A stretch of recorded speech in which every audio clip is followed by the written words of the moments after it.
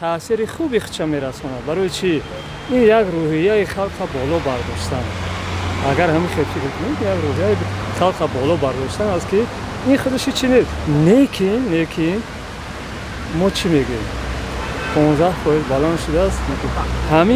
ҳамин маошу ҳамин чиз боло шудан ин беҳтарин ғами халқа хӯрдест аст. Агар ба ихе сода карда гӯем ки мақсад ҳамин чиз ба мо дар кор аст. به فکر من هنوز با این 10% 15% سالی و نمی شود زندگی خلق رو به بهبودی بیارد. زندگی خلق 30-40% زیاد کردن در کار اگر سال درست شود. لیکن قدر پول پس رفتگی زندگی خلق پس نرخ ها بلند رفتگی با این زندگی ما درست کرده نمیتوانیم. از یک طرف 15% که زیاد میکند از طرف حکومت زیاد میشد با بودجه نیکو این خیلی رحمت کلان شکر میگیم ما. لیکن این 15% حاضر زمانی که حاضر اما نرخ قیمت شدگی برامون خیلی پست میشد. برای آیندگی اگر زیاد کنن اگر خلق باید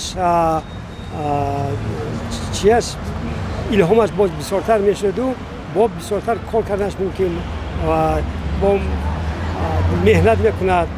نظر من البته مثبت است نسبت اون که معاش مردم برای نیکی احوالی خلق نگرانده شده است. لیکن این علاج واقعی نیست برای اون که این 15% همه اون تشویش‌های روزگاری ما را پر کردن نمیتواند.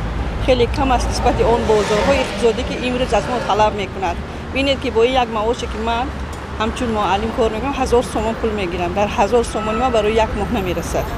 اگر گوییم که 15% زیاد شده باشه ممکن 200 یا 250 تومان این سپاریدن نرخ‌نامه‌های من این کمونالی اگر به حساب گیرید بعد چقدر قیمت شده است. آب همین خیلی دیگر باز دیگر خدمت رسانی ها. البته اینو برای روزگاری که شخصی مقرری در همین جامعه باید زندگی کند این رو پیش کردن نمیتونه. خیلی کم است در نسبت به بازار اقتصادی خیلی کم است. این برای بهبودی خلق درست اگر معاش مقصد حساب کنید که یک سومان که بالان شود یک کمتر خرجش روی پوش میکنند.